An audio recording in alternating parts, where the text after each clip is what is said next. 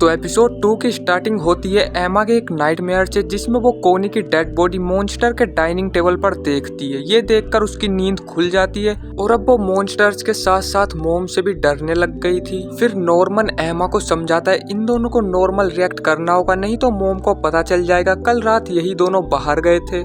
Norman एमा को बताता है कल मॉन्स्टर की बातचीत सुनकर उसने एक बात नोटिस की, और वो बताता है मॉन्स्टर के लिए बच्चों की एज मैटर करती है। अगर 6 साल के बच्चे की क्वालिटी नॉर्मल है तो 12 साल के बच्चे की क्वालिटी हाई होगी, क्योंकि मॉन्स्टर को बच्चों का दिमाग खाना होता है। 6 साल के कंपैरिजन में 12 साल के बच्चे का ब्रेन ज्यादा डेवलप्ड होता है, इसलिए बच्चों के 12 साल का होने का वेट किया जाता है। अब क्योंकि कोनी के स्कोर्स कम थे, इसलिए उसे 6 साल की उम्र में ही भेज दिया गया, और अब 2 महीने बाद फिर से किसी बच्चे को भेजा जाएगा, इसलिए इनके पास सिर्फ 2 महीने हैं। फिर ये जंगल में जाकर यहाँ से भागने का प्लान बनाने लगते हैं। फिर नॉर्मन जमीन पर एक मैप ड्रॉ करके बताता है कि ऑर्फनेज के चारों तरफ वॉल्स एंड बाउंड्रीज हैं और ये पूरा जंगल में सेटअप किया गया है। फिर ये दोनों बाउंड्रीज क्रॉस करके बाहर देखने जाते हैं, जहाँ इन्हें एक बहुत बड़ी दीवार दिखाई देती है। ये दीवार इतनी ऊंची थी, एमा को एक पेड़ पर चढ़ने के बाद भी इसके पार का कुछ नहीं दिख रहा था। अब नॉर्मन और एमा चाहते तो यहाँ से भाग सकते थे, लेकिन एमा चाहती थी कि वो और बच्चों के साथ भागे, इसलिए वो एक प्लान बनाने का डिसाइड करते हैं।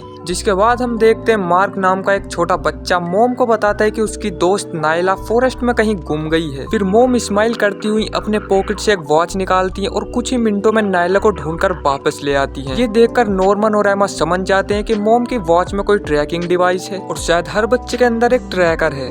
फिर रात को मोम एमा के पास आती है। एमा एकदम से डर जाती है। मोम पूछती है वो इतनी घबराई हुई क्यों है, जिस पर एमा खुद को संभालते हुए कहती है वो ये सोचकर उदास है कि एक दिन उसे भी ये जगह छोड़कर जाना पड़ेगा। फिर आधी रात को एमा और नॉर्मन स्टोर रूम से टेबल क्लॉथ चुराते हैं, जिससे वो एक रस्सी बना पाए और दीवार को क्रॉस कर सकें। फिर वो दोनों मॉर्निंग में उन टेबल क्लॉथ्स को एक ट्री होल के अंदर छुपा देते हैं। एमा का कहना था कि उन्हें रे को भी अपने प्लान में शामिल कर लेना चाहिए, क्योंकि वो काफी ज्यादा स्मार्ट है। फिर रे इनके पास आता है और ये रे को सारी बातें बता देते हैं। रे का कहना था कि इन तीनों को ही यहाँ से भाग जाना चाहिए, क्योंकि सब बच्चों को लेकर यहाँ से भागना इम्पॉसिबल है। जिस पर एमा कहती है अगर रे हेल्प करेगा तो ये पॉसिबल भी हो सकता है।